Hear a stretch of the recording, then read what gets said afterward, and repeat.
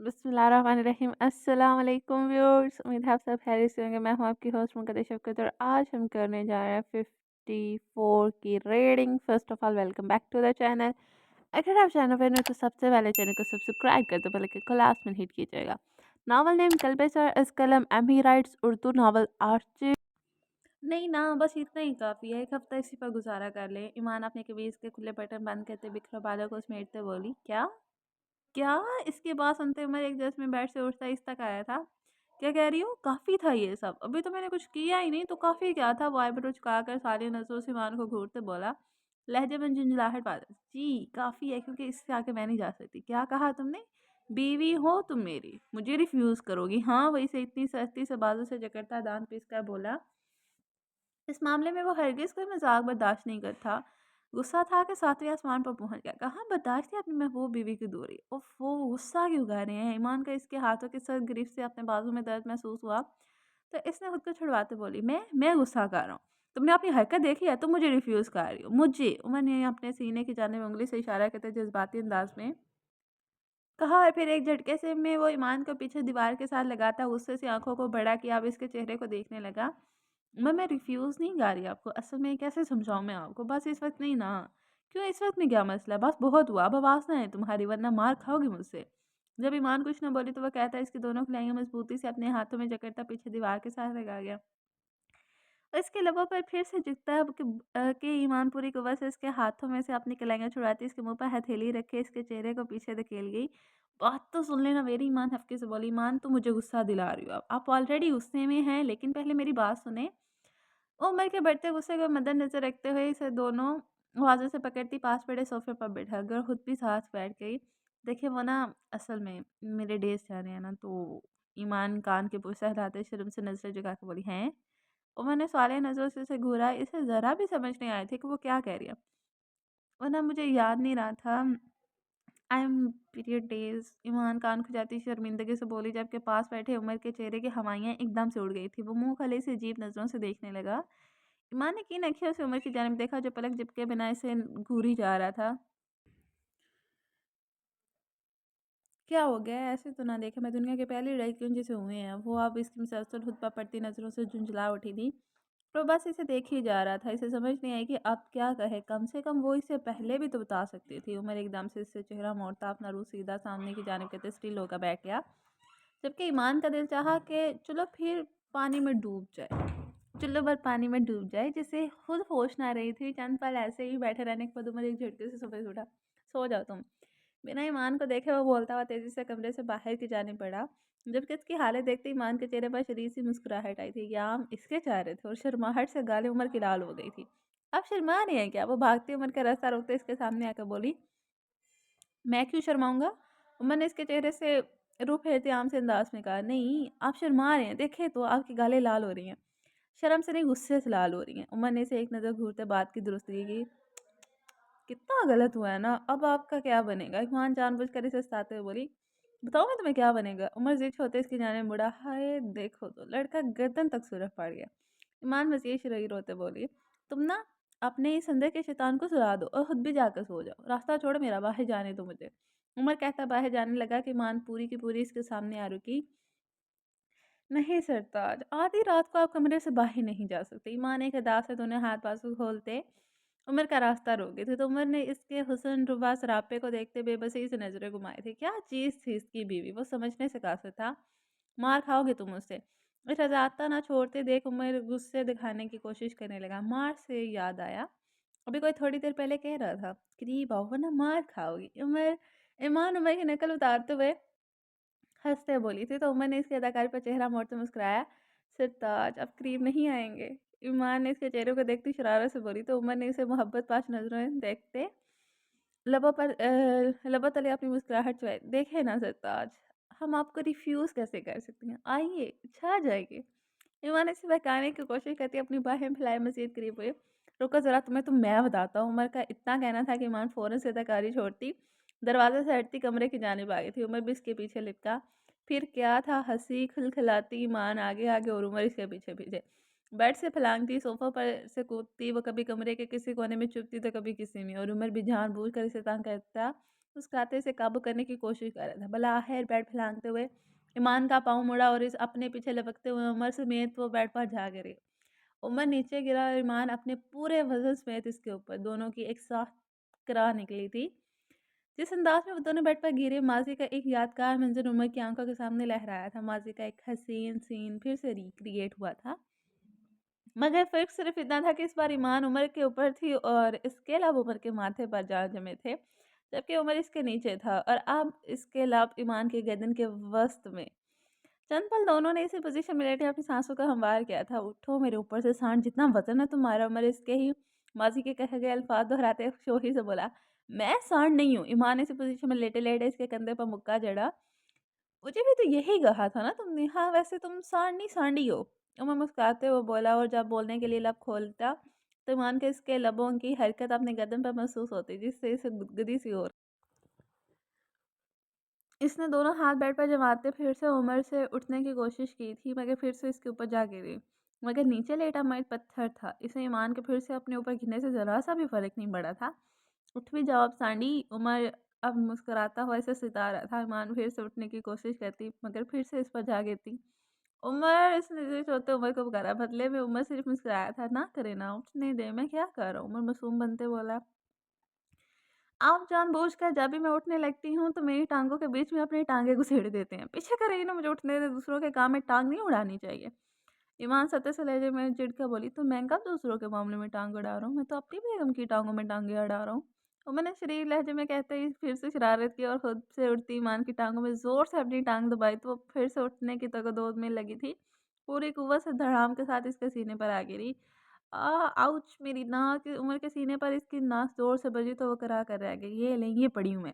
जब दिल किया उठा दीजिएगा खुद ही।" ईमान हिम्मत हारती अपना वजूद ढीला करते सुकून से इसके सीने पर इसी पोज़ीशन में औंधी लेट गई। "उठो सांडी, दम घुट रहा है मेरा।" उमर फिर से शरारत करते बोला, तो ईमान एकदम से मुकम्मल गुस्से में आ गई। उसने ज़ोर से उमर के बालों को सामने से अपने दोनों हाथों की मुट्ठियों में जकड़ा और पूरी कुव्वत से झंझोड़ डाला। "उफ़! जंगली बिल्ली, छोड़ो मेरे बाल।" उमर भी दर्द से गिराते हुए बोला, "नहीं, अब करे ना दंग, मेरे बाल छोड़ो लड़की, शौहर के बाल खरीदने पर सद्गुना मिलता है।" उमर इसके हाथों की सख्त गिरफ्त पर अपने हाथ जमाते अपने बाल छुड़ाने की सही करने लगा। "बीवी को सताने पर भी मिलता है।" ईमान दो-बदो बोली, "अच्छा जी, और जो बीवी मोहतरमा मुझे सता रही थी, इसका क्या?" "तो अपने शौहर को सता रही थी, बीवी का फ़र्ज़ है।" "क्या शौहर को सताना?" उमर ज़बरदस्ती अपने बाल इसकी गिरफ्त से छुड़वाते बोला। जी नहीं, मोहब्बत निछावर करना। ईमान शर्मिला से मुस्कुराते इसके सीने पर सर रख गई थी। हाँ, तुमने तो मोहब्बतों के टैग खाली कर दिए हैं मुझ पे। उमर ने अपने ईमान के हाथों बिगड़े बालों में उँगलियां चलाते इनकी तरतीब दुरुस्त करते इस पर तंज किया था। आपको अभी कुछ याद आया? ईमान को अब जाकर माजी का मंजर याद आया था। क्या वही? नहीं, सच में। ईमान सर उमर के सीने से उठाते से देखकर बोली, क्या? उमर समझने के बावजूद इसके मुँह से गिलवाने के लिए अनजान बना। वही ईमान से फिर बोली, वो चाहती थी उमर को समझ आए। नहीं, उमर ने फिर से वही जवाब दिया। ओहो! इसकी बात कर रही हूँ। किसकी? उमर ने मुस्कुराहट दाँत लबों तले दबाई थी। मुझे नहीं पता, मैं मुँह से नहीं बोल सकती, ईमान मिनमिनाई। अच्छा तो करके दिखा दो, क्या याद आया? हैं, ईमान की आँखें उमर की बात में हैरत से भरी थी। तो आप कर लेना, ईमान ने मलबा इस पर डाला। मुझे तो मालूम ही नहीं ना किसकी बात हो रही है। वो जो आपने अभी एक लफ़्ज़ कहा था, इसकी बात हो रही है। मगर मैंने तो कुछ भी नहीं कहा। उमर फिर से ना समझ बना, फिर से दोहराए। ईमान बोली, इसकी बात कर रही हो? उमर ने मज़ीद तंग करने का इरादा करते ईमान के माथे पर लब रखे तो वह शर्मिला सा मुस्कुरा दी। नहीं इसकी। ईमान एकदम से इसके गर्दन पर झुकी और ऐन गर्दन के वस को चुमती सर इसके सीने पर गिरा गई थी और इसकी हरकत पर गहरा मुस्कुरा था। वह एकदम से एक जोश चढ़ा और बिना रुके पूरी शिद्दत के साथ ईमान के चेहरे को जा बजा चूमने लगा और वह हंसती इसकी गर्दन में मुंह चमकाने लगी। अस्सलाम वालेकुम। सुबह सवेरे पुरजोश सी आवाज़ गूंजी तो सबने मुड़कर पीछे देखा। ईमान नटखट से तैयार मुस्कुराते चेहरे के साथ डाइनिंग एरिया की जानिब बढ़ी। वाह भई, आज तो बड़ी मुस्कुराहटें बखेर रही है मेरी बेटी। कल क्या हुआ था? सोफिया बेगम जो डाइनिंग टेबल पर नाश्ता लगा रही थी, ईमान को देखते तो तसल्ली से मुस्कुरा कर बोली, कुछ नहीं, बस कभी-कभी दौड़ा पड़ जाता है। इलाज हो गया है। उमर भी इसके पीछे से आता संजीदगी से कहता जल्दी से अपनी सीट संभाल गया। सुनो मियाँ, मुझे तुमसे बात करनी है। Excuse me. ईमान सबके सामने मियाँ के कहने पर वो बुरा मुँह बनाते बोली, मैं अब मियाँ नहीं हूँ, हुरैन सलीम नाम है मेरा। कल होश में होती तो मालूम हो जाता। इसने इतरा कर कहते जैसे आहर में ईमान पर तंज किया था। ईमान तो अपना सा मुँह लेकर रह गई और हुरैन को एक पल को घूरते फिर से नाश्ता करें। ओह माय गॉड! ईमान खामोशी से नाश्ता करते-करते एकदम से जी तो सबके दिल काम कर रह गए। सब घर वालों ने अजीब नज़रों से इस पटाखे को देखा जो अपनी पर वापस उतर आया था।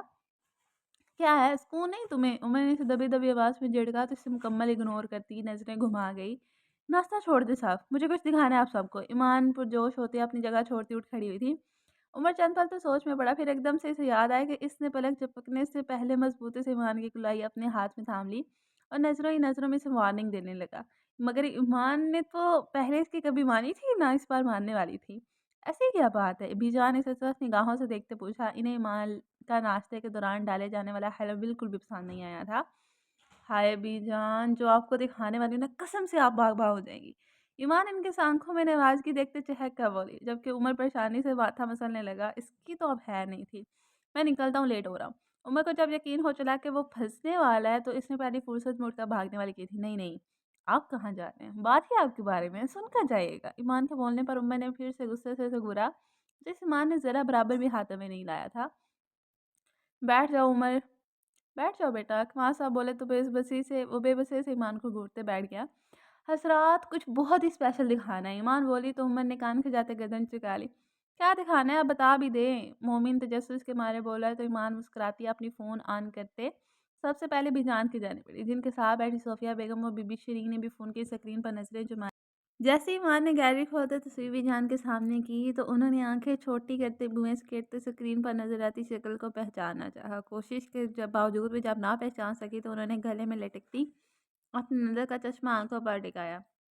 तो जहां मंजर साफ हुआ वहीं इनकी आंखों की पतलियां भी हैरत और बेयकीनी से फैल गईं। यही हाल बीबी श्री और सोफिया बेगम का भी था। जबकि ईमान तालाब दांतों तले दबाती शरीर सी मुस्कुराहट के साथ उमर को देख रही थी, जो आप सबसे चेहरा छुपाता फिर रहा था। सोफिया बेगम ने भी पूरा मुंह खोलते एक बार फोन की स्क्रीन को देखा और एक बार अपने सामने बैठे शहजादे को, जिसके चेहरे पर भला की संजीदगी और हपकी थी। मड़ा ये तुम में बीवी शिरी ने इसे देखते ही सवाल कर डाला तो मैंने मजीद गर्दन झुका ली जैसे चोर हो।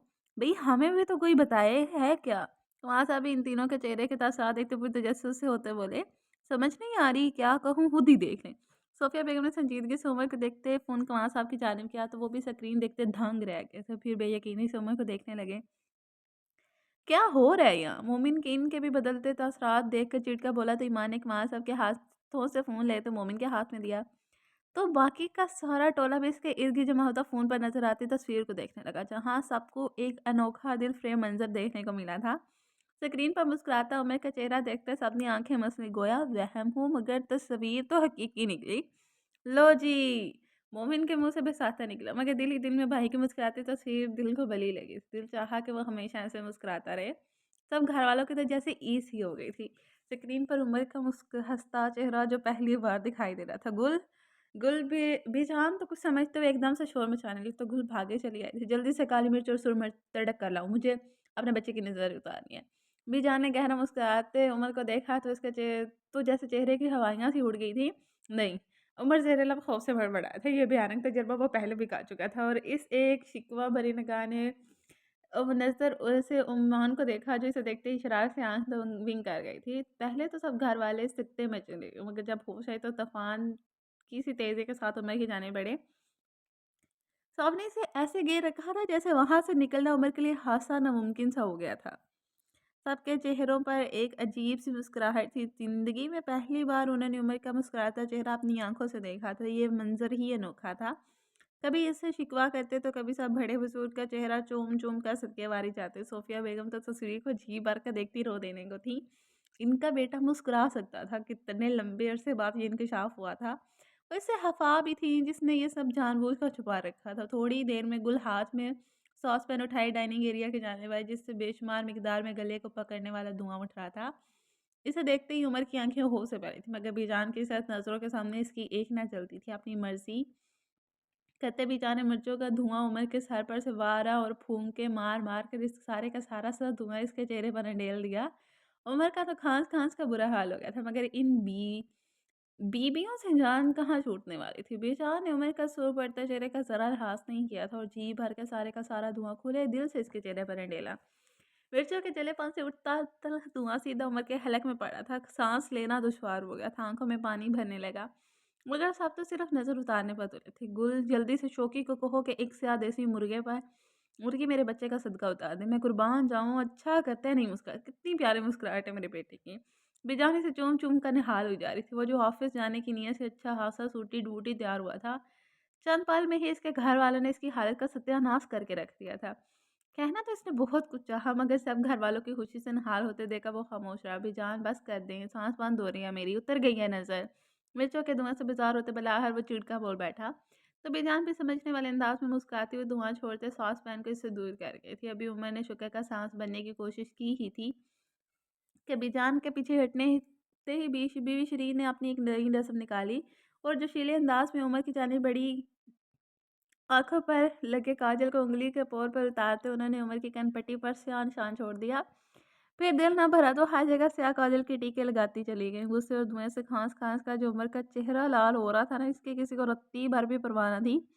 सब जवान तो जैसे इसे शिकंजे में देखकर फूले न समा रहे थे। ख़ास तौर पर मोमिन तो उमर की अटकी साँस से देखकर खुलकर मुस्कुरा रहा था। बड़े अफ़राद से लेकर ग़ैर छोटे अफ़राद तक सभी इसकी मुस्कुराती तस्वीर को देखकर खुश थे।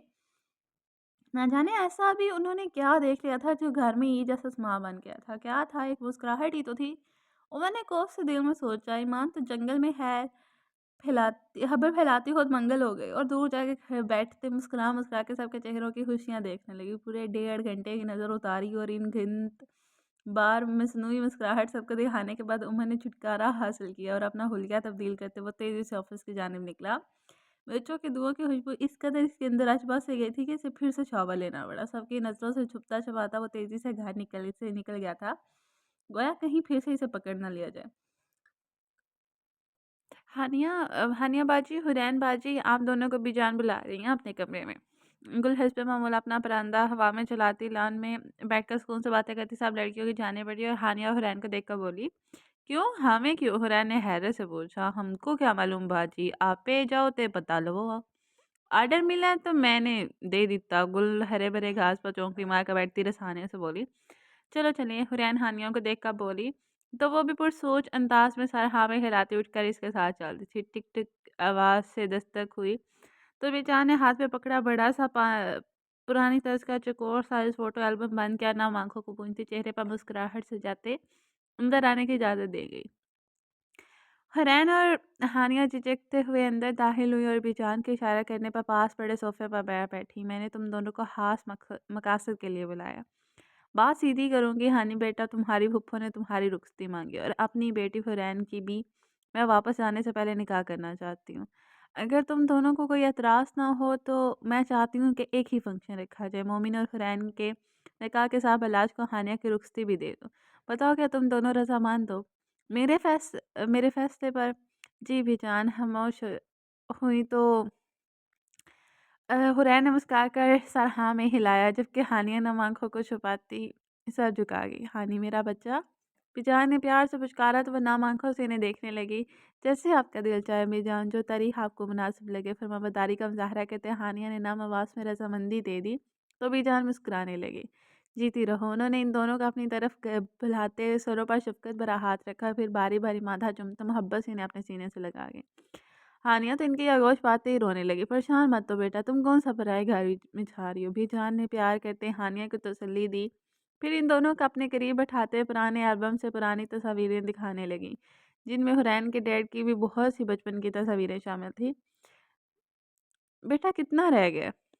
बस वहाँ हो गए। माँ जो कब से किचन में खड़ी मुनफरिद खाने तैयार कर रही थी कि सोफिया बेगम ने किचन में आते ही से पुकारा तो मुस्कुरा कर इन्हें देखती बोली। फिर टिफ़िन को लाक लगाते गुल को बिखरा किचन समेटने की नसीहत करते सोफिया बेगम की जाने में तवज्जो की। वो आज पहली बार उमर के ऑफिस जाके उसे सरप्राइज़ देते इसके साथ लंच करने का इरादा रखती थी। वाह! खुशबू तो बहुत अच्छी आ रही है। सोफिया बेगम गहरी सांस अंदर खींचते मुसर्रत से बोली तो ईमान मुस्कुराई। ओके, मैं निकलती हूँ, ऑलरेडी बहुत लेट हो चुकी हूँ। ईमान तेज़ी से बोली। ओके बेटा, अल्लाह की अमान में। सोफिया बेगम ने भी इसे दुआ देते रुखसत किया।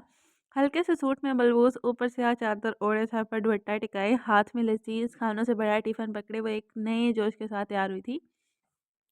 मुस्कुराहट तो होंठों से जैसे चिपक कर रह गई थी। आज पहली बार वो उमर के ऑफिस जा रही थी। उमर इसके अचानक दिए जाने वाले सरप्राइज़ पर कैसा रद्द-ए-अमल देगा, ये सोच कर ईमान के पेट में मरोड़ से उठ रहे थे। Hello ma'am. जैसे ईमान घर से निकलती पोर्च में दाखिल हुई तो लीज़ा फिर से इसी अंदाज में ईमान के सामने आ गई। हेलो लीज़ा, कैसी हो? ईमान ने इसकी जानिब मुस्कुरा कर हाथ बढ़ाया तो वह हैरान होती ईमान से हाथ मिला के, आई एम सॉरी यार, कल थोड़ा दिमाग खराब हो गया था, तुम्हारे साथ रूड हो गई ना मैं। ईमान माजरत करते बोली, नो मैम इट्स ओके, हो जाता है कभी कभी। लीसा मुस्कुराते बोली, चले मैम। लीसा ने हाथ से आगे चलने का इशारा किया तो ईमान मुस्कुराकर सर हिलाती इसके आगे बोली। अपनी पूरी नफरे के साथ वो तीन गाड़ियों समेत घर से निकली थी। लीसा ईमान के साथ गाड़ी के पिछली नशीद पर चौकस होकर बैठी थी। कितनी अरसे बाद वो आज़ाद फिजा में सफ़र कर रही थी। ईमान को अपने दिल में सुकून उतरता महसूस हुआ। ये अलग बात थी कि पहले की तरह गाड़ी से बाहर से निकलकर ताज़ा हवा को वो महसूस नहीं कर सकती थी। मंजिल पर पहुंचते ही गाड़ी रुकी तो सारे गार्ड्स एक सेकंड में डालों से उतरते इर्द-गिर्द चौकस होकर खड़े हुए थे। ईमान ने पुरजोशी से गाड़ी से उतरते इर्द-गिर्द का जायज़ा लिया था। हर तरफ लोगों की चहल-पहल थी, हर कोई अपनी ज़िंदगी में मसरूफ़ दिखाई दे रहा है। सामने नीले शीशों वाली बुलंद-ओ-बाला बिल्डिंग को देखते ही ईमान ने अपने 2 कदम पीछे खड़े घर के ड्राइवर को हाथ दिया। कौन-सा ऑफ़िस है? मैडम ये सामने वाली बिल्डिंग का 3rd फ्लोर है। ड्राइवर के बताने पर वो सारे इस बात में हिलाती अंदर खिंचानी पड़ी। लीसा भी तेज़ कदम लेती चौकस अंदाज में आगे पीछे देखती इसके साथ अंदर दाखिल हुई। ठीक है तुम जाओ गाड़ी में, अब मैं चली जाऊँगी। ईमान मुस्कुराते बोली, ओके मैम। लीसा ने भी जवाबन मुस्कुरा कर जवाब दिया। वो जानती थी उमर के ऑफिस में ईमान को किसी किस्म का कोई खतरा न था। तभी ईमान की बात मानते वो वापस पलट गई। शीशे का मेन दरवाज़ा अबूर करते ही इसने अपने सामने ईमान को पहली मंजिल पर बेशुमार नई चमकती गाड़ियाँ खड़ी दिखाई दी थी। ये बहुत बड़ा हाल था। हद्दे ने कहा, हर तरफ नीत नई मुख्तलिफ कंपनियों के मुख्तलिफ साइज़ में गाड़ियाँ खड़ी थी। How may I help you ma'am? Iman महल से इर्द-गिर्द के माहौल का बड़ी दिलचस्पी से जायज़ा ले रही थी कि अपने पास से उसे नस्वानी आवाज़ सुनाई दी। ईमान ने चौंक कर इसे देखा। ब्लैक ऑफिस सूट पहने वो लड़की पेशेवराना अंदाज में हाथ बांधे मुस्कुराकर ईमान को देख रही थी। मुझे मिस्टर उमर से मिलना है। क्या आप मुझे बता सकती हैं इनका ऑफिस कहाँ है? ईमान ने थोड़ा-सा झिझकते सामने खड़ी लड़की से पूछा। इसने बड़े मुतवाना अंदाज में ईमान को लिफ्ट का रास्ता दिखाया तो वो धीरे-धीरे कदम लेती इसकी बताई गई सिमत की जाने पड़ी थी। एक हाथ से अपने कंधों के गिर्द ओढ़ी शाल संभालते दूसरे हाथ में ईमान ने टिफ़िन बॉक्स पकड़ रखा था। 2 कदम के फासले पर वो लड़की भी इसके पीछे ही आने लगी थी। क्या आपने अपॉइंटमेंट ली है सर से? इसने लिफ्ट में दाखिल होते 3rd फ्लोर का बटन दबाया तो दबाते शाइस्ता से लहजे में ईमान से पूछा, no actually I am his wife. Iman ने पूरे एतमादी से मुस्कुराते इस लड़की को बताया तो इसने एकदम से चौंकते गर्दन मोड़कर अपने दाएं जान में खड़ी ईमान को देखा तो oh my God, most welcome, I am really surprise to see you here. इसने सर को हाथ देते मज़ीद इज़्ज़त में इस रवैया अख्तियार करते ईमान को खुशामदीद करे, थैंक यू सो मच। ईमान ने भी सर हल्का सा सर को हम देते धीमा सा मुस्कुराते जवाबन कहा तो वो लड़की मुतासिर कुन नज़रों से अपने मुकाबले खड़ी ईमान को देखने लगी जिसमें ज़रा बराबर भी गुरूर नहीं था। इतने बड़े शख्स की बीवी होने के बावजूद रत्ती भर भी रवैये में या मिलन में घमंड नहीं था। ऐसा इस लड़की ने ईमान को देखते सोचा था। बसाता इसके दिल ने अपने सर की पसंद को सराहा था जिसके साथ जैसे ही तबीयत की हामिल थी, ना चाल में गुरूर, ना लहजे में तकब्बुर और ना ही दिखावा। तीसरी मंजिल पर पहुंचते ही इसने ईमान को अलविदा कहते हेड ऑफिस का रास्ता दिखाया था और खुद वहीं से ग्राउंड फ्लोर का बटन दबाते वापस चली हुई। ईमान मताशी नज़रों से इर्द-गिर्द देखते धीरे-धीरे से आगे राहदारी में बढ़ रही थी। थोड़ा-सा चलते इसने दाएँ जानिब शीशे की दीवार के पार एक अलग से बना पोर्शन दिखाई दिया, जहाँ पर बहुत सारा स्टाफ अपने पीसी पर झुका काम करता दिखा रहे थे। काउंटर पर खड़ी मीरा को देखते ईमान ने इसे एक नज़र में ही पहचान लिया था। ये उमर की सेक्रेटरी थी, जिससे 2 दिन पहले ही इसकी मुलाकात घर पर हुई थी। एक पल को झुककर झिझक हटाते हुए फिर इत्मीनान से वो अंदर दाखिल हो गया। अस्सलाम वालेकुम। मीरा जो हाथ में पकड़ी फाइल के पन्ने पलट-पलट कर कुछ तलाश रही थी, अचानक से चौंक कर सामने खड़ी लड़की को देखने लगी। ईमान का अपने सामने मुस्कुराते खड़ा देखकर इसके चेहरे पर बेसाख्ता नागवारी का अक्स नमूनदार होते मसनूई मुस्कुराहट में बदला था। Hello ma'am.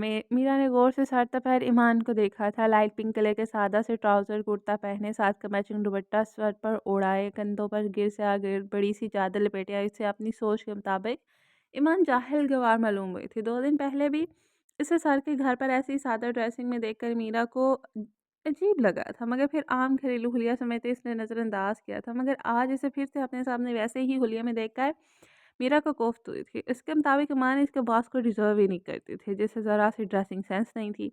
बड़ी सी काली चादर सर पर ओढ़े लो क्लास लोगों की तरह मुँह उठाकर ऑफिस चली गई थी। मुझे उमर से मिलना है, आप इन्हें इन्फॉर्म कर दें कि मिस ईमान अहमद आई हैं। ईमान ने इसे देखते धीमे से लहजे में कहा था। बात करते इसका चेहरा मुतमईन सा था। मैम आप अपना अपॉइंटमेंट लेटर दिखाएं प्लीज़। मीरा ने नज़रें सामने लेकर पीसी की बड़ी सी स्क्रीन पर जमाए कहा। ईमान तो इसके लेटर मांगने पर एकदम हैरान हुई थी। Ma'am letter please. मीरा ने अब की बार इसे अजीब अंदाज से देखते कहा। मैं उमर की वाइफ हूँ, मुझे इनसे मिलने के लिए अपॉइंटमेंट की ज़रूरत नहीं है। ईमान पूरे एतमाद अंदाज में बोली। देखिए मैम, आप जो भी हैं, मगर सर का एक बिज़ी शेड्यूल है और आप इन्हें बस इतना बता दें कि ईमान आई है प्लीज़, बाकी सब वो खुद ही देख लेंगे। ईमान इसकी बात काटते संजीदगी से बोली, मीरा के आप जो भी हैं कहने पर इसे गुस्सा आ गया था। बस आता इसका ध्यान 2 दिन पहले की तरफ गया था। अगर उमर इसका अच्छे से तारुफ करवा देता तो वो आज इसके सामने खड़ी ये ना कहने काबिल होती, मैम सर तो इस वक्त बहुत इंपॉर्टेंट मीटिंग में बिजी हैं, बट मैं इन्फॉर्म कर देती हूँ, वेट प्लीज़, मीरा ने रवायती मुस्कुराहट दिखाते कहा। मगर ईमान के लिए इसकी मुस्कुराहट में भी उलझन वाज़िह थी। ईमान ने सर हिला दी और खड़ी होकर इसके कॉल का इंतज़ार करने लगी। मीरा ने गलत नंबर डायल करते कॉल मिलाई। गुड नून सर, मिस ईमान अहमद आपसे मिलने आई हैं। मीरा ने अपनी जानिब मुतवज्जा ईमान को मुस्कुराहट दिखाते कान से लगे इंटरकॉम में कहा, जबकि मुकाबले ने न जाने क्या कहा था, मगर मीरा यस सर कहती फ़ोन रह गई थी। मैम सर ने आपको वेट करने का कहा, वो बिज़ी हैं। मीरा लफ्ज़ बिज़ी पर ज़ोर देती तंज़िया मुस्कुरा कर बोली, हैव अ सीट प्लीज़। इसने एक तरफ वेटिंग एरिया में लगे सोफ़ों की जानिब इशारा किया तो माँ ने हंदा पेशानी से सार हिलाते अपने कदम वेटिंग एरिया की जनब बढ़ा दिए थे। इसकी पूछ को देखकर मीरा शैतानी सा मुस्कुराई थी। सोफे पर एक तरफ को बैठते ईमान ने हाथ में पकड़ा टिफिन भी किसी कीमती चीज़ की मानंद अपने साथ रख लिया था। अब वो फुर्सत से बैठी ईद-गिर्द का बगौर जायज़ा ले रही थी। शीशों से चमकती ये इमारत बड़े जदीद तरीके से सजाई गई थी। जदीद तर्ज का फर्नीचर, महंगे डेकोर आइटम जो ऑफिस के लुक में मज़ीद निखार पैदा कर रहे थे। पुरअमन माहौल और मसरूफ़ सा स्टाफ जो अपनी-अपनी कुर्सी पर जमकर बैठा मुँह पीसी में दिए काम में महव दिखाई दे रहा था। सबकी उँगलियाँ कीबोर्ड पर मुसलसल हरकत करती ऑफिस की खामोश फ़िज़ा में धीमी सी टिक-टिक की आवाज़ पैदा कर रही थी। हर चीज़ का दिलजमी से जायज़ा लेते अब वो बोर होने लगी थी। हाथ पर पहनी रिस्ट-वॉच को देखते उसकी पेशानी पर बाल नमूदार हुए थे, चेहरा बेचैन सा हुआ था।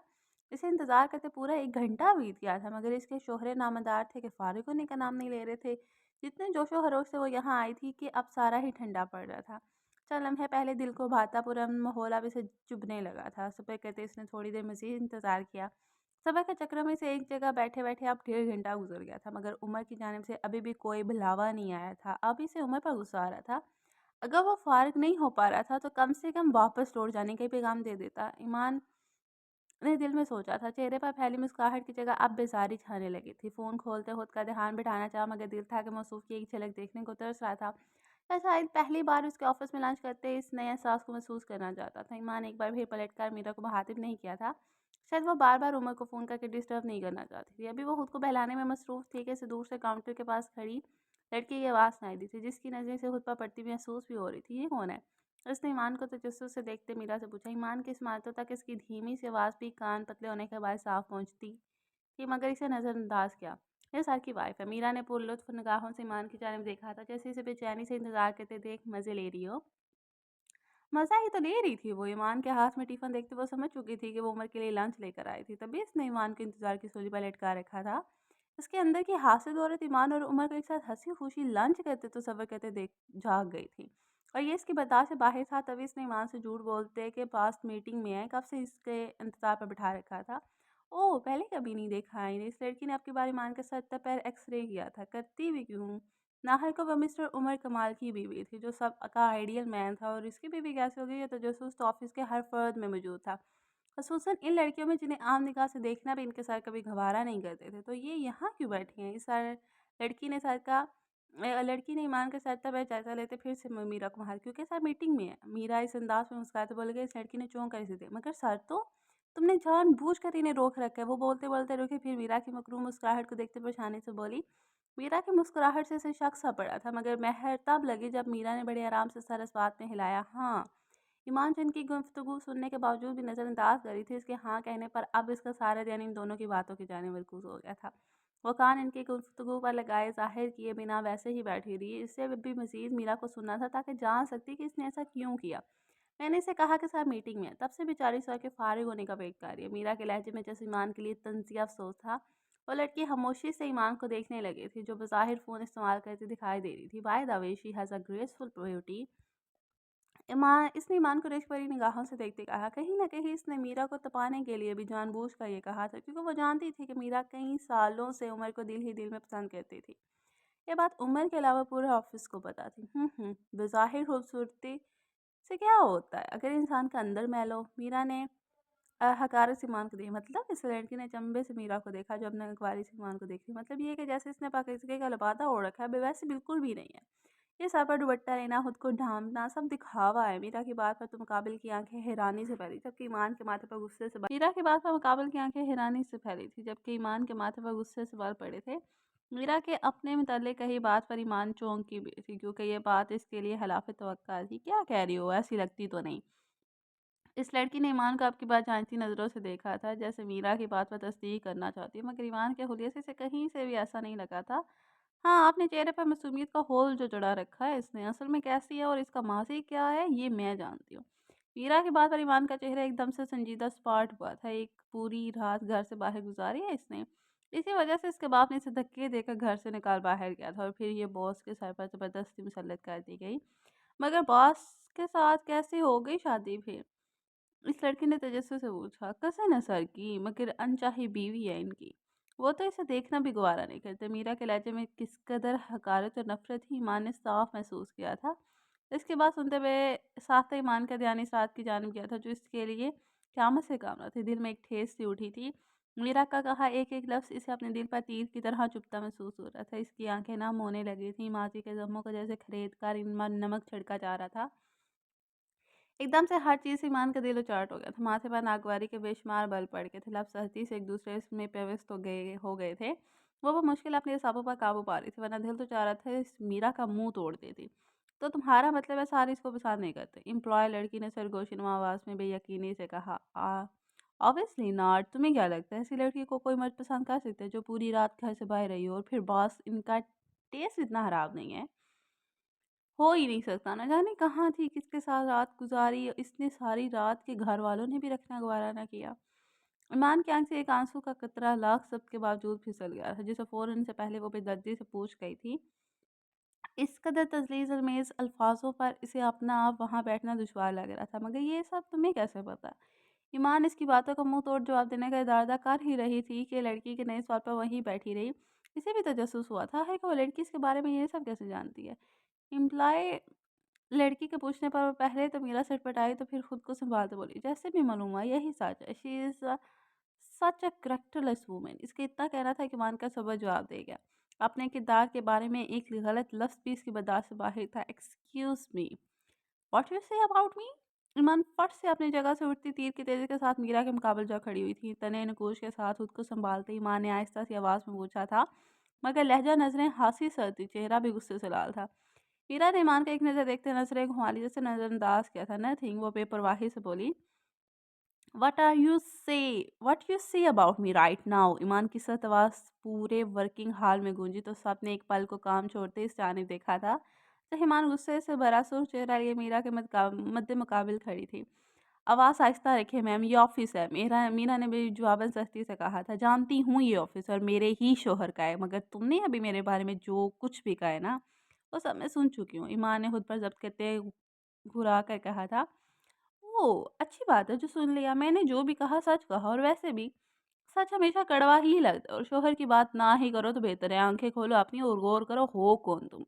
मीरा भी अपने असल पर आती तड़क कर बोली थी। पेट पीछे बात करने की ज़रूरत नहीं है मिस मीरा। हिम्मत है तो मेरे सामने बोलकर दिखाओ। ये सच जो कुछ तुमने अभी इससे कहा है ना, वो सब मेरे मुँह पर कहो, ताकि मैं तुम्हारा मुँह तोड़ सकूँ और तुम्हें बता सकूँ कि मैं कौन हूँ। ईमान ने तेज़ आवाज़ में गुस्से से कहते जैसे मीरा को चैलेंज किया था। हिम्मत की तो बात ही तुम ना करो ना। मिस ईमान, और मेरा मुँह तोड़ोगी तुम? हाँ, मेरा? मीरा ने गुस्से से ईमान को देखा, जो इसे नीचा दिखाते लातल्लकी से नज़रें घुमाती उम्र के ऑफिस की जानी बड़ी ही थी। जब मीरा ने इसकी कलाई था, रुको तुम कहाँ भाग रही हो? ऐसे कहते हैं दिखाती हूँ फिर तुम्हें अपनी हिम्मत। तुम तोड़ कर दिखाना मेरा मुँह। Hello everyone. वो ईमान के चैलेंज करने पर यकदम गुस्से में सब भुलाए तेजी से काउंटर से बाहर आते सब लोगों से मुखातिब हुई थी, जो पहले ही काम छोड़े इन दोनों को लड़ते देख रहे थे। इसने ईमान की गलाई जबरदस्ती अपने हाथ में मजबूती से लेते सबके सामने लहराई। इनसे मिले, ये है मिस ईमान अहमद, जो खुद को सर की वाइफ कहती है, जिनके बाप ने इन्हें धक्के देकर घर से निकाल कर बाहर किया। जानते हैं क्यों? मीरा ईमान की जानिब इशारा करते बुलंद बोली, जबकि ईमान तो एकदम से साकिन होती सबके सामने ऊंची आवाज़ में बोलती मीरा को देखने लगी, जो हर चीज़ को बिलाताक रखते इसके मुकाबले आ खड़ी हुई थी। इसे मीरा से ये सब करने की तवक्को हरगिज़ नहीं थी। चलाना और मुकाबले पर लड़ना इसे मीरा से ज़्यादा आता था, मगर वो उम्र का लिहाज कर रही थी। ये इसका ऑफिस था और वो ये नहीं चाहती थी कि इसकी वजह से ऑफिस का माहौल ख़राब होता। या उमर को बुरा लगता, इसलिए वो नज़रअंदाज करते डायरेक्ट उमर के ऑफिस में जाने लगे थे। मगर मीरा का इस किस्म की गुफ्तगू सबके सामने अपने मुतल्लिक सुना इसके कदमों को रोक गया था। अब अगर वो वहाँ से चली जाती तो बुज़दिल कहलाती या मीरा के कहे को सच साबित करती। तभी इसने पहले मीरा से निपटने का फैसला किया था। हाथ छोड़ो मेरा, मीरा ने मेरा ईमान ने दाँत पीसते ज़बरदस्ती से मीरा से अपनी कलाई छुड़ाई। ये वो लड़की है जिसके बाप ने इसे रात कहते घर से निकाल दिया। ये वो लड़की है जो अपने ख़ानदान की इज़्ज़त को बुलाए पूरी रात घर से बाहर रही है। अब मुझे नहीं लगता कि मुझे एक्सप्लेनेशन की ज़रूरत है कि किसके साथ होगी रात भर। आप सब खुद समझदार हैं। मीरा सबको मुस्कुरा कर देखती, ईमान के मुकाबले खड़ी होती, बुलंद आवाज़ में पूरे एतमाद के साथ फरफा बोल रही थी। ये लड़की जो खुद को हमारे सर की वाइफ़ कहती है, असल में इसकी औकात इनकी नज़र में एक रखेल से कम नहीं। बकवास बंद करो तुम, अपनी ईमान चीरते हुए बोली। इसके सबर का पैमाना लबरेज हो गया था। इससे ज़्यादा बर्दाश्त करना इसके बस में नहीं था। वो गुस्से से फंकारी। तुम हो कौन? हाँ, औकात क्या है तुम्हारी? होती कौन हो मेरे बारे में इस किस्म की घटिया बात करने वाली? ये मेरे शोहर का ऑफिस है और मैं इसकी ऑफिस के ओनर की जान से प्यारी बीवी हूँ। तुम कौन हो? मुझसे बेहतर कोई नहीं जानता। एक मामूली सी एम्प्लॉय और एक 2 टके की लड़की जो दूसरों के शोहरों पर अपनी गलीज नजरें और नापाक रखती है। इस किस्म की फिटिंग वाले ड्रेस पहनकर और ये खुले गिरबान दिखाकर मर्दों को अपनी जानें माइल करती हुई ईमान ने इसके खुले बटन वाले गले की जानिब इशारा करते इसे सबके सामने अच्छी हासिल सुना डाली थी। भला इसे किसका डर था? वो तो बस मरवत बरत रही थी, अपने शोहर की रेपुटेशन का ख्याल कर रही थी। मगर अब जबान बंद करना लाजिम हो गया था, इसलिए बिना कोई लिहाज किए ईमान से इसकी औकात दिखा गई थी। मीरा तो इसका गुस्से को देखते ही गड़बड़ाकर खामोश हो गई थी। या जॉबी कार्रवाई करने की कोई नई चाल सोच रही। तुम जैसी लड़कियां जो सिर्फ जिस्मानी नीड की खातिर खूबसूरत लड़कों के साथ एक रात गुजारने को भी तैयार हो जाती हैं ना, इन्हें मेरी ज़बान में तवाइफें कहते हैं। ये है तुम्हारी औकात। ईमान ने तंज़िया मुस्कुराकर मीरा को देखते कहा। मीरा के तो एकदम से तन बदन में आग ही लग गई। इसकी हिम्मत कैसी हो गई तवाइफ कहने की? सब इन दोनों को देख रहे थे और ऐसे में मीरा को इसे पलट कर जवाब ना देना अपनी तौहीन का कम तरीका एहसास लगा था। ईमान अब होनहार नज़रों से मीरा के बिल्कुल सामने खामोशी से खड़ी इसकी अच्छी खासी बोलती बंद करवा चुकी थी। मीरा को कुछ समझ ना आई क्या करे। सबकी अपने लिए कमतर और मजाक उड़ाती नज़रों को देखते इसने बिना कुछ सोचे समझे अपने सामने सुकून से हाथ बांधे खड़ी ईमान के चेहरे पर पूरी कुव्वत से थप्पड़ दे मारा था। चटाक की जोरदार आवाज़ से हर तरफ एक पल को सन्नाटा सा छा गया। थप्पड़ की गूंज के साथ हर तरफ हाँ की आवाज़ें भी गूंजी थी। सब एम्प्लॉय ने मीरा की जुर्रत पर बेसाख्ता अपने होठों पर हाथ रखे थे। थप्पड़ इतना शदीद था कि माँ ने चेहरा उठाते मीरा को कत्ल कर देने वाली निगाहों से देखा तो इसके चेहरे पर पांचों उंगलियों के सुर निशान सबको वाज़ेह हो रहे थे। ईमान की आंखों में थप्पड़ की शिद्दत से एहसास जलन के बायस नमी उतर आई थी। तुम्हारी इतनी हिम्मत कैसे हुई? ईमान धीमी सी बेयकीन आवाज़ में बोली। इसकी आवाज़ बात करते करते गुस्से की इंतहा के बायस ऊंची होगी। बोलो हाँ, वो चीखी। मीरा को अपनी जल्दबाजी से की गई गलती का एहसास हुई। इसने डरते 2 कदम पीछे को लिए थे। कैसे मारा तुमने मुझे थप्पड़? हाँ, हिम्मत कैसे की तुमने? तुम पछताओगे। तुमने मिसेस उमर अहमद कमाल को थप्पड़ मारने की जरूरत की कैसे की? जानती नहीं हो तुम मेरे शोहर को तुम्हारा क्या हाल करेगा। मुबारक हो तुम्हें, आज तुम्हारा इस ऑफिस में आखिरी दिन है और इस थप्पड़ का बदला तो तुमसे अब उमर लेंगे। ईमान गुस्से से चीखती मीरा की जानिब बढ़ी तो वो ईमान के सुर्ख गुस्से से उबलते चेहरे को देखती ही ढार कर उल्टे कदम लेने लगी। ईमान ने इसे दोबारा 2 बार कंधे से पीछे को धक्का दिया तो वो हील पहनने की वजह से लड़खड़ाई मगर खुद को संभाल गई। सारी ज़िंदगी याद रखोगी तुमने ईमान अहमद से पंगा लिया है एंड ईमान से पंगा इज़ नॉट चंगा। तुम्हें आज की तारीख में बेइज्जत करके अपने उम्र से इस ऑफिस से ना निकल आया तो मेरा नाम भी ईमान ही है। ईमान पूरे गुरूर मान हाकिमियत दिखाते चीखी। मीरा ने इसके बढ़ते किस्म अपनी जानिब देखते बेसाता 2 कदम और पीछे लिए मगर तभी इसके पैर में पहनी बारीक हील वाली लंबी जूती का तवाज़ुन बिखड़ा और वो लड़खड़ाती पीछे ज़मीन पर सर के बल गिरी। पीछे दीवार के करीब पड़ी स्टील के गमले का किनारा इसके सर के पिछले हिस्से पर जोर से लगा और वो होशो हवास से बेगाना हो गई। ऑफिस में एकदम हड़बड़ी सी मच गई थी। मान तो साकिन होकर रह गई। ये क्या हुआ था इसे खुद समझ नहीं। अरे देखो इसके साथ से खून निकल रहा है, एक एम्प्लॉय ऊंची आवाज़ में बोला तो ईमान एकदम से होश में आई थी। इसने ज़मीन पर बेहोश पड़ी मीरा को देखा। इसके साथ से सुरमाया से बहता सफ़ेद मार्बल पर फैला था। इसे सीरियस चोट लग गई थी। किसी किस्म की सरगोशियाँ ईमान के कानों में बज गई थी। इसे तो ज़्यादा चोट लग गई, इसे हॉस्पिटल लेकर चलो। इसके साथ खून निकल रहा है, कोई खून रोको, पानी लाओ पानी। मैडम ने इसे धक्का दिया। अरे कोई सर को बुलाओ। ईमान मीरा की हालत देखते कांपने लगे थे। लोगों का एक हजूम सा मीरा के गिर्द गिर्द बन गया था। सब इसे होश में लाने की कोशिश कर रहे थे। दूर खड़ा लड़का मीरा की हालत देखते एक नज़र ईमान पर डालते उमर के ऑफिस रूम की जानिब भागा था। उमर बड़े सुकून से ऑफिस रूम में बैठा रऊफ के साथ डिस्कशन कर रहा था। बाहर उठते शोर की कोई खबर ना थी। रूम वॉइस प्रूफ था। टिक टिक। ग्लास डोर पर जोरदार दस्तक हुई। उमर और रऊफ ने चौंक कर इसकी जानिब देखा। अभी उमर ने अंदर आने की इजाज़त तक न दी थी कि लड़का बौखलाया अंदर दाखिल है। ये क्या तरीका है रूम में आने का? उमर के माथे पर बल पड़े थे, मगर सामने वाले के सांस फूले हुए थे और चेहरे पर हवाइयाँ उड़ी थी। सॉरी सर, पर वो वापस है, मुझे कोई बात नहीं सुननी। असील मैनर्स के साथ तो बिल्कुल भी नहीं। उमर को गुस्सा आया था। सर ऐसे कुछ हुआ है, हालत देखें इसकी। रऊफ ने इस लड़की का सरता पैर जायजा लेते उमर को कहा, तो वो भी इसके बुखलाए हवासों को देखने लगा। What happened? उमर को कुछ गलत होने का एहसास हुआ। सर वो मिस मीरा, क्या हुआ मिस मीरा को उमर इसके हकलाने पर उमर ऊंची आवाज में चिढ़कर बोला, सर वो आपकी वाइफ आई हैं बाहर, मिस मीरा के साथ इनकी लड़ाई हो गई तो उन्होंने मिस मीरा को धक्का दिया सर, गमला लगा इन्हें, वो होश में नहीं आ रही सर, खून खून बह रहा है बहुत ज़्यादा इनके सर से। व्हाट? उमर एकदम से अपनी जगह से उठा। कहाँ है वो? इसके अपनी हवाइयाँ उड़ गई थी। मीरा के सर से खून निकलते सुनकर बाहर हाल में सर। उमर इसके बताने पर बाहर की जानिब तेज़ कदमों से भागा था। रऊफ भी तेज़ी से उमर के पीछे गया था। सामने ही हाल में सब इम्प्लाई का हजूम एक जगह पर लगा था। उमर तेज़ कदम लेता इनकी जानिब बढ़ा था। रास्ता छोड़े सर के लिए सब, रऊफ ने बुलंद आवाज़ में कहा तो सब इम्प्लाई पीछे मुड़कर उमर को देखते सामने से हटते चले गए। लोगों को चीरता उमर जैसे ही मौके पर पहुंचा तो इसकी नज़र ज़मीन पर होशो हवास से बेगाना पड़ी मीरा पर पड़ी थी। सर से खून बहता पूरी जगह को लाल कर गया था और इसकी हालत देखने में ही अबतर लग रही थी। मामला संगीन हो गया था। मीरा को गहरी चोट आ गई थी। हालात को समझते उमर की आंखें फैली थी। वो बिना ताहीर किए मीरा की जानिब लपका था। जमीन पर पंजों के बाल बैठते इसने मीरा की हालत का भगौर जायजा लिया। पास खड़ी ईमान पर इसने एक आम निगाह भी नहीं डाली थी, मालूम होने के बावजूद के वो भी यहीं है। उमर ने इसे हजूम में ढूंढा तक न था, हालांकि वो इतनी दूर तो ना थी। 2 कदम के फासले पर साकिन कपकपाते वजूद के साथ उमर को देख रही थी, जो इसकी जाने-बाने के बजाय मीरा के खून से भरा सारा अपनी गोद में रखे घबराया हुआ दिखाई दे रहा था। ओके नाज़रीन, हमारी आज की एपिसोड होती है यहाँ पे एंड। अब करते हैं कमेंट्स रीडिंग कि आप लोगों ने कमेंट्स में क्या-क्या लिखा है। तो करते हैं रीड आउट और लास्ट में बताइएगा आपको आज की एपिसोड कैसी लगी है।